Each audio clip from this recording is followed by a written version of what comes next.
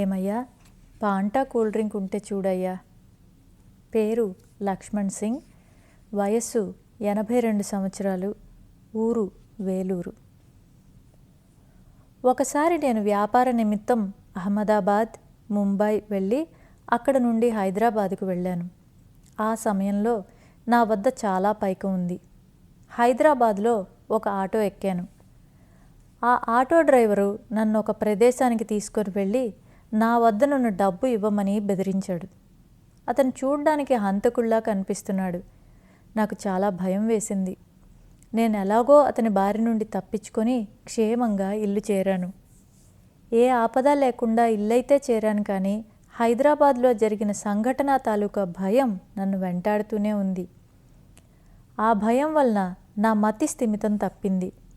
నా ఈ పరిస్థితి నుండి బయటపడేందుకు నేను ఎందరో డాక్టర్లను ఆశ్రయించాను, కానీ నాకు ఫలితమేమీ కనిపించలేదు. ఆ సమయంలో మా అంగడికి ఒక వ్యక్తి వచ్చాడు. అతను శ్రీ పూండి స్వామి భక్తుడు. అతను నా దురవస్థను విని నన్ను సాక్షాత్తు భగవంతుడైన శ్రీ పూండి స్వామిని ఆశ్రయించమని, దయామయుడైన శ్రీ స్వామి నాకు ఆరోగ్యం చేకూర్చగలరని సలహా చెప్పాడు. నేను వెంటనే శ్రీ పూండి స్వామిని దర్శించుకున్నాను. వారు నా నుదుట ఊది పెట్టి బాగైపోతుంది అని ఆశీర్వదించారు. వారు నా నుదుట ఊది పెట్టిన తక్షణమే నా భయం పోయి నా పరిస్థితి మెరుగుపడడం నేను గమనించాను. నాకు వారు సాక్షాత్తు భగవంతుడేనన్న భావన గాఢంగా కలిగింది. వెంటనే నేను, స్వామి మీరే నా భగవంతుడు అని వారిని శరణు వేడాను. ఆ రోజు నుండి ప్రతి వారం నేను శ్రీ స్వామిని దర్శించుకునేవాడిని. ఏ పని చేయాలన్నా వారి అనుమతి తీసుకుని కానీ మొదలుపెట్టేవాడిని కాదు. నేను వారిని ఆస్తులు అంతస్తులు ఎప్పుడూ కోరలేదు. మిమ్మల్ని ఎల్లకాలం మరవకుండా ఉండేలా చేయమని ప్రార్థించేవాడిని. నేను బుల్లెట్ కొనాలనుకొని 3 రకాల పాత బుల్లెట్ బండ్లను చూసి వచ్చాను. దానిలో ఏ బుల్లెట్ కొనుక్కోమంటారని శ్రీ పూండి స్వామిని అడిగాను. వారు 6670 నంబర్ బుల్లెట్ కొనుక్కో అన్నారు. నేను ఆ బండినే కొన్నాను. ఒకసారి ఆ బుల్లెట్లో బళ్ళారికి వెళ్ళి వచ్చాను. ప్రయాణంలో దారంతా ఎందుకో నాకు శ్రీ స్వామి నా వెంటే వచ్చినట్లు అనిపించింది. నేను వారిని దర్శించుకున్నప్పుడు, నేను బుల్లెట్లో బళ్ళారికి వెళ్ళినప్పుడు మీరు నా వెంట వచ్చారా అని అడిగాను. వారు తాము నాకు తోడుగా వచ్చామని చెప్పారు. అది విన్న నాకు నా అనుభవం నిజం అవడంతో ఎంతో సంతోషం కలిగింది. శ్రీస్వామి ఎప్పుడూ నాకు అండగా ఉండి నన్ను నడిపిస్తున్నారన్న సంగతి నాకు అనుభవపూర్వకంగా అవగతమై వారిపై అచంచల విశ్వాసం ఏర్పడింది. నేను శ్రీ స్వామి దర్శనానికి వచ్చిన ప్రతిసారి ఒక ఫాంటా అంటే కూల్ డ్రింక్ బాటిల్ని కొని వారికి సమర్పించుకునేవాడిని. ఒక్కోసారి శ్రీ స్వామి ఫాంటా స్వీకరించేవారు. ఒక్కోసారి ప్రక్కన పెట్టి ముఖం ప్రక్కకు త్రిప్పుకునేవారు. అలాంటప్పుడు నేను త్రాగమని వారిని ఆర్తితో వేడుకునేవాణ్ణి. ఒకసారి అలా ఫాంటా స్వీకరించమని ప్రార్థించినప్పుడు, నేను ఎక్కడికో వెళ్తున్నప్పుడు బాటిల్ తీసుకువచ్చి నాకు ఇస్తే నేనేం చేసేదయ్యా అన్నారు. శ్రీ స్వామి అరుగు మీద ఆసీనులైనప్పటికీ వారు వివిధ రూపాలలో వివిధ ప్రదేశాల్లో సంచరిస్తూ ఉంటారని, వారి చర్యలు అగాధాలని నాకు అప్పుడు తెలిసింది. శ్రీ స్వామి అన్ని సిద్ధులు కలిగిన మహాసిద్ధపురుషుడైనప్పటికీ వారి సిద్ధులను ప్రకటించేవారు కాదు. అయినా సహజాతి సహజంగా వారి మహిమ ప్రకటమవుతూనే ఉండేది. అలాంటి ఒక సంఘటనను నేను స్వయంగా చూశాను. ఒకరోజు ఒక స్త్రీ శ్రీ స్వామిని దర్శించి తన కుమార్తెకు వివాహం చేయాలని, అందుకు అవసరమైన నగలు బ్యాంకులో తాకట్టు పెట్టామని, సరైన సమయంలో డబ్బును జమ చేయలేకపోతున్నామని, అందువల్ల బ్యాంకు వారు ఆ నగలను వేలం వేస్తామని చెప్తున్నారని చెప్పి విలపించింది. తన వద్ద డబ్బు లేని కారణంగా తన కుమార్తె వివాహం చేయలేకపోతున్నానని చెప్పి వారిని అనుగ్రహించమని ప్రార్థించింది. అంతా విన్న శ్రీ స్వామి తమ దేహంలో అక్కడక్కడా చేయి పెట్టి బయటకు తీస్తున్నట్లుగా ఒక బంగారు కడ్డీని తీసి ఆమె చేతికిచ్చి, దీంతో నీ కుమార్తెకు పెళ్లి చేయి అన్నారు. ఆమె ఎంతో సంతోషంతో శ్రీ స్వామి ఆశీస్సులను అందుకొని ఇంటికి బయలుదేరింది. ఒకరోజు రాత్రివేళ సుమారు 1:30-2 గంటల సమయంలో నేను పూండీకి వస్తున్నాను. సుమారు 50 కుక్కలు నన్ను తరుముకుంటూ నా వెనుక వచ్చాయి. పరిగెత్తుకొని శ్రీ స్వామి సన్నిధికి వచ్చాను.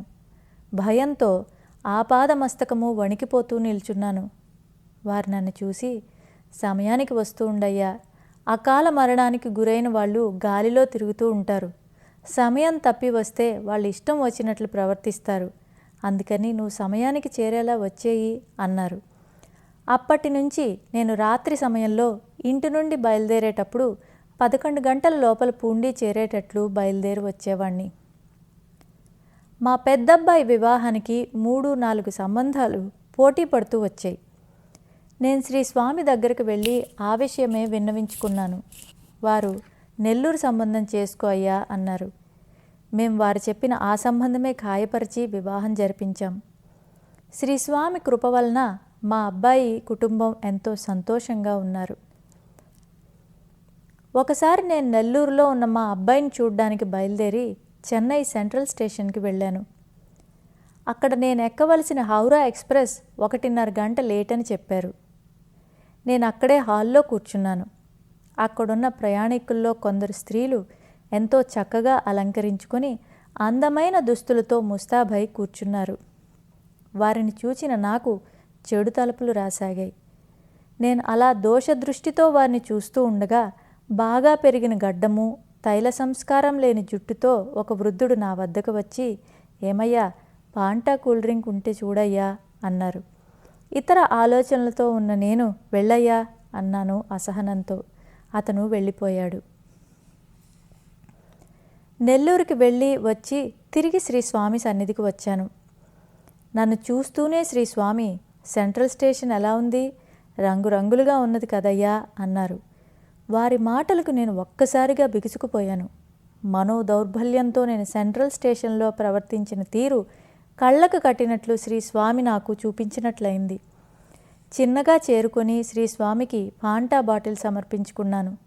వారు, నేను ఫాంటా కూల్ డ్రింక్ అడిగితే లేదన్నావు కదయ్యా అన్నారు.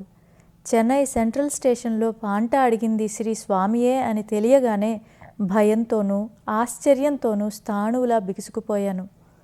తర్వాత వారిని క్షమించమని మనసారా కోరుకున్నాను. దయాసముద్రులైన శ్రీ స్వామి నన్ను దయతో క్షమించారు. నేను శ్రీ స్వామి సన్నిధిలో ఉన్న సమయాన ఒక వ్యక్తి వచ్చి వారి దర్శనం చేసుకోగానే శ్రీ స్వామి ఆ వ్యక్తితో, కల్లా కపటం కష్టం కలిగిస్తుందయ్యా అన్నారు. ఇంకో భక్తుడు వచ్చి శ్రీ స్వామిని దర్శించుకున్నాడు. వారు అతనితో, మంచి దారిలో నడువయ్యా, లేకపోతే రాళ్ళు ముళ్ళు కాళ్లకు గుచ్చుకుంటాయి అని హితవు చెప్పి పంపారు. ఒకరోజు నేను శ్రీ స్వామికి నమస్కరించుకోగానే వారు నాకు ఊదీ పెట్టారు. నేను శ్రీ స్వామిని నా చేతిలో కొద్దిగా ఊదీ పెట్టమని చేయి చాపి అడిగాను. వారు ఊదీ చేతిలో పెట్టారు. ఆ ఊదీని జాగ్రత్తగా పొట్లం కట్టుకోవాలని అక్కడే కింద పడి ఉన్న ఒక చిన్న కాగితాన్ని తీసుకున్నాను. శ్రీ స్వామి వెంటనే, ఎవరో వారు చేసిన కర్మను ఇక్కడ వదిలి వెళ్ళారు, నువ్వెందుకయ్యా ఆ కర్మను తీసుకుంటావు అన్నారు. వెంటనే నేను ఆ కాగితాన్ని అక్కడే పడవేశాను. ఆ రోజు నుంచి ఎవరి దగ్గర ఉన్న ఏ చిన్న వస్తువైనా ఆశించడం మానివేశాను. నేను వ్యాపార రీత్యా బొంబాయికి వెళ్ళినప్పుడల్లా ఒక వ్యక్తిని చూసేవాణ్ణి. అతను ఒకచోట తన కారు ఆపి అక్కడున్న పేదవారికి డబ్బులు పంచిపెడుతూ ఉండేవాడు. పేదవారు ఆ డబ్బును తీసుకునేవారు. తర్వాత ప్రభుత్వం మీసా చట్టం క్రింద 3 వ్యక్తులను అరెస్టు చేయాలని ఉత్తర్వులు జారీ చేసింది. అందులో ఒకరు తప్పించుకున్నారు. మిగిలిన 2 పోలీసులు తమ అదుపులోకి తీసుకున్నారు. అరెస్ట్ అయిన వారిలో ఆ డబ్బు పంచే వ్యక్తి ఒకరు. అతను అరెస్ట్ అయిన విషయం తెలిసిన నాకు బాధ కలిగి శ్రీ స్వామిని దర్శించుకొని పేదలకు సాయపడే అతన్ని బంధించి జైల్లో ఉంచడం ఎంతో బాధ కలిగించిందని చెప్పాను. అప్పుడు శ్రీ స్వామి, ఒక ఫోటో పంపించయ్యా, సరిపోతుంది అన్నారు. నేను వెంటనే శ్రీ స్వామి ఫోటో ఒకటి తన కవర్లో పెట్టి బొంబాయిలో ఉన్న అతనికి పంపాను. ఆ ఫోటో అతనికి చేరగానే జైల్లో ఉన్న 2 వ్యక్తులు జైలు నుంచి విడుదలయ్యారు. ఆ రోజు నేను శ్రీ పూండీ స్వామిని దర్శించుకోగానే వారు, బయటికి వచ్చేశారయ్యా, ఫోటో అతనికి చేరింది, వెంటనే బయటకు వచ్చేశారు, బయటపడాలని నువ్వు చెప్పావు కదా అన్నారు. వారికి నేనంటే ఎంత ప్రేమ! నేను రాత్రి వేళలలో శ్రీస్వామి దర్శనానికి వచ్చినప్పుడు వారి ఒళ్ళు పట్టేవాణ్ణి. వారు కొంతసేపు పట్టించుకొని ఇక చాలయ్యా అనేవారు. నేను తెల్లవారుజామున నేనలా శ్రీస్వామికి ఉపచారం చేస్తూ ఉండగా కమిటీ సభ్యులు చూసి నన్ను, నీకు అసలు బుద్ధి అనేది ఉన్నదా? ఏ వేళ పడితే ఆ వేళలో శ్రీస్వామిని తాకుతుంటావు అని చాలా పరుషంగా మాట్లాడారు. శ్రీస్వామి వెంటనే వారితో, ఏటిలో నీరు పారుతున్నది, వెళ్ళి స్నానం చేసి రండి అని నాతో, ఎక్కడి నుంచో తుమ్మెద వచ్చి తేనె త్రాగిపోతుంటే ఇక్కడున్న కప్పలు అరవడం ఎందుకు అన్నారు. అప్పటి నుంచి నేను శ్రీస్వామిని సేవించుకుంటూ ఉండగా ఎవరూ అభ్యంతర పెట్టేవారు కాదు. శ్రీస్వామికి ఒకరు చేసే సేవలో ఇంకొకరు జోక్యం చేసుకోవడం ఇష్టం ఉండేది కాదు. బాబా తమ భక్తులను వారికి నచ్చినట్లుగా తమకు సేవ చేసుకోవడానికి అనుమతించేవారు. ఒకరి సేవలో ఇంకొకరు జోక్యం కల్పించేసుకోవడం వారికి ఎంతమాత్రం నచ్చేది కాదు. అందరూ మావిషీబాయి అనే పిలిచే వేణుబాయి కౌజల్గి అనే వృద్ధ వితంతువు ఒకసారి బాబా పొత్తి కడుపును తన బలమంతా ఉపయోగించి తోముతూ ఉన్నది. ఇతర భక్తులు ఆమెతో కొద్దిగా మెల్లగా తోమమని, లేకపోతే బాబా కడుపులోని ప్రేవులు నరాలు తెగిపోగలవని అన్నారు. వాళ్ళలా అనడంతో బాబా ఉగ్రులయ్యారు. అంతేకాదు, తమ సటక చేతికర్రను తమ పొత్తి కడుపులో గుచ్చుకొని సటక రెండో వైపు స్తంభానికి ఆనించి సటకాను గట్టిగా తమ పొత్తి కడుపులోకి అదపడం ప్రారంభించారు. సటక మొత్తం బాబా కడుపులోకి గుచ్చుకున్నట్లుగా కనిపిస్తున్నది. అది చూసి అందరూ చాలా భయపడ్డారు. ఏమి చేయాలో ఎవరికీ తోచలేదు. ఎవరైనా బాబాకు చేసే సేవలో ఇతరులు తలదూల్చడం బాబాకు సుతరాము ఇష్టం లేదని అందరికీ అప్పుడు అవగతమైంది. కొద్దిసేపటికి బాబా శాంతించి తిరిగి తమ ఆసనంపై ఆసీనులయ్యారు. ఎవరి సేవ ఎలాంటిదో బాబాకే తెలుసు. మరి శ్రీ సాయి సచ్చరిత్ర చాప్టర్ 24. ఈ రోడ్డు నుండి ఒక వ్యక్తి మా అంగడికి వచ్చాడు. మా అంగడిలో ఉన్న శ్రీ పూండీ స్వామి ఫోటోను చూచి వారిని గురించి వివరాలు అడిగాడు. నేను శ్రీ స్వామి మహిమను గురించి వివరంగా అతనితో ప్రస్తావించాను. అతడు శ్రీ స్వామి మహత్యానికి ప్రభావితుడై ఎంతో ఆతృతతో వారిని మరునాడే దర్శించుకోవాలని నిశ్చయించుకొని తనతో పాటు తోడుగా నన్ను కూడా రమ్మని అభ్యర్థించాడు. అలాగేనని నేను అతనితో వెళ్ళి శ్రీస్వామిని దర్శించుకున్నాను. అతను శ్రీస్వామికి నమస్కరించుకున్నాడు. వెంటనే శ్రీస్వామి, చేజారిపోయిన అడ్వాన్స్ 10 లక్షలు వస్తుందా రాదా అని తెలుసుకోవడానికి వచ్చారు అన్నారు. అప్పుడు అతను తాను కష్టాల్లో ఉన్నానని, శ్రీస్వామి ఫోటో చూసి వారి దర్శనం కోరి వచ్చానని వారికి విన్నవించుకున్నాడు. వారు, నువ్వు ఫోటో చూసిన వెంటనే రావాలనిపించి వచ్చావు కదా, సరే గాలిపటం తీసుకో అన్నారు. మాకెవరికి దేనికి సంకేతంగా శ్రీస్వామి గాలిపటం అనే పదం వాడారో అర్థం కాలేదు.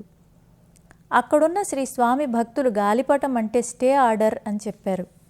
వెంటనే అతను వెళ్ళి స్టే ఆర్డర్ తీసుకున్నాడు. 1 సంవత్సరం తర్వాత కోర్టు అతనికి అనుకూలంగా తీర్పునిచ్చింది. అసలు విషయం ఏంటంటే, ఆ వ్యక్తి ఒక కాటన్ ఫ్యాక్టరీ కొనుగోలుకు 10 లక్షల పైకం ముందుగా చెల్లించాడు. ఆ ఫ్యాక్టరీ ఖరీదు 45 లక్షలకు నిర్ణయమైంది. కొద్ది రోజులకు మరో వ్యక్తి 50 లక్షలు కొనడానికి ముందుకు రావడంతో ఆ మిల్లు యజమానికి ఆశ కలిగి అడ్వాన్స్ ఇచ్చిన వ్యక్తికి ఫ్యాక్టరీ అమ్మకానికి నిరాకరించాడు. ఆ సమయంలో ఆ వ్యక్తి శ్రీస్వామిని దర్శించుకొని వారి ఆశీస్సులు పొందాడు. శ్రీస్వామి అనుగ్రహ ఆశీస్సుల ఫలితంగా ఆ వ్యక్తికి ఫ్యాక్టరీ దక్కింది. అతను వెంటనే పూండీకి బయలుదేరి వెళ్ళి శ్రీస్వామిని దర్శించుకున్నాడు. అతనితో పాటు నేను వెళ్ళి వారిని దర్శించుకున్నాను. అతను వారికి పాదపూజ చేసి ఒక ఉంగరాన్ని సమర్పించుకున్నాడు. శ్రీస్వామి, చదువుకు కూడా ఒక మర్యాద అనేది ఉందయ్యా అన్నారు. వారు ఏమన్నారో నాకు అర్థం కాలేదు. కానీ నా వెంట ఉన్న ఆ వ్యక్తికి వారి మాటల ఆంతర్యం అర్థమైంది.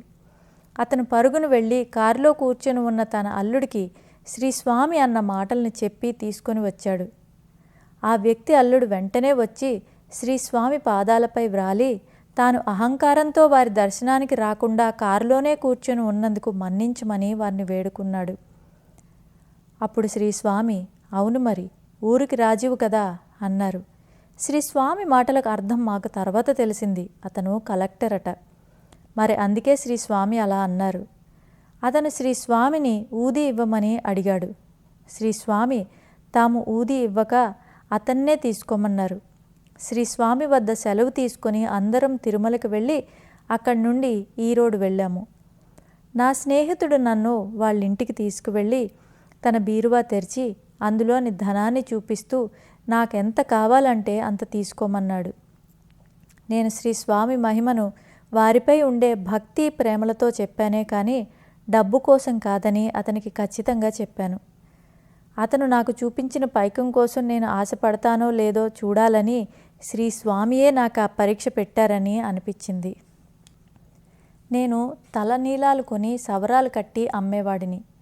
ఆలయాలకు వెళ్ళి తలనీలాలను అక్కడ కొనుగోలు చేసేవాడిని. ఒకసారి తిరుమలలో తలనీలాలు వేలం వేస్తున్న సమయంలో నేను వేలంలో పాల్గొన్నాను. అక్కడ కొందరు అధికారుల వలన వేలంపాటిలో చాలా అక్రమాలు జరుగుతున్నట్లు గమనించాను. నేను అక్కడి అధికారులకు ఎరవేసి 2 బస్తాల పొడవైన జుట్టును కొనుగోలు చేశాను. అప్పుడు కొంతమంది అధికారులు నా వెంటపడి లంచం ఇస్తే కొద్దిగా తక్కువ నిడివిగల జుట్టును తక్కువ ధరకి ఇస్తామని చెప్పారు. వారు చూపిన ఆశకు నాకేమి చేయాలో తెలియలేదు. నాకు ఎప్పుడైనా ఇలాంటి చిక్కు సమస్యలు ఎదురైన తరుణంలో నేను శ్రీ పూండీ స్వామిని ధ్యానిస్తే వారు నా సమస్యకు తగిన పరిష్కారం సూచించేవారు. అధికారులు నన్ను వదలక వెంటపడడంతో నాకేమి చేయాలో తెలియక శ్రీ స్వామిని స్మరించుకొని ధ్యానంలో కూర్చున్నాను. అప్పుడు నాతో శ్రీ స్వామి, వచ్చేవాళ్లకు పోయేవాళ్లకు అందరికీ గుండు గీసి పంపిస్తారు శ్రీ వెంకటేశ్వర స్వామి, నువ్వెందుకయ్యా ఆయన తల మీద చేయి పెడతావు అన్నారు. ఇక నేను అధికారుల సలహా పాటించక నేను కొనలేనని చెప్పి తిరిగి వచ్చేశాను. డబ్బు కోసం కక్కుర్తి పడితే తర్వాత ఎదురయ్యే పరిణామాలు ఎంతో దారుణంగా ఉంటాయని తర్వాత నాకు తెలిసింది. తిరుమలలో అలా వేలంలో లంచాలిచ్చి తలనీలాలను కొన్న వ్యాపారస్తులందరూ పట్టుబడి తగిన శిక్ష అనుభవించారు. నేను వ్యాపారార్థం అక్కడికి వెళ్ళిన శ్రీ స్వామి నాకు అండగా నా వెంటే ఉన్నారు. ఏదైనా ఆపద సంభవించిపోతుంటే కన్న తల్లిలా నన్ను ముందుగానే హెచ్చరించి కాపాడుతారు. నేను ఒకసారి శ్రీ స్వామిని, స్వామి మీరెందరెందరికో ఏదేదో ఇస్తున్నారు, నాకు ఇన్ని సంవత్సరాలుగా వేడుకుంటున్నాను అని అడిగాను. అప్పుడు శ్రీ స్వామి, నువ్వు అడిగింది ఇదే కదయ్యా, నువ్వు నన్ను మరవకుండా ఉండాలని నేను అలాగే నీకు మరొపునివ్వకుండా ఉంచుతున్నాను అన్నారు. వారు ప్రేమతో పలికిన ఆ పలుకులు విన్న నాకు ఎంత సంతోషం కలిగిందో మాటల్లో వివరించలేను.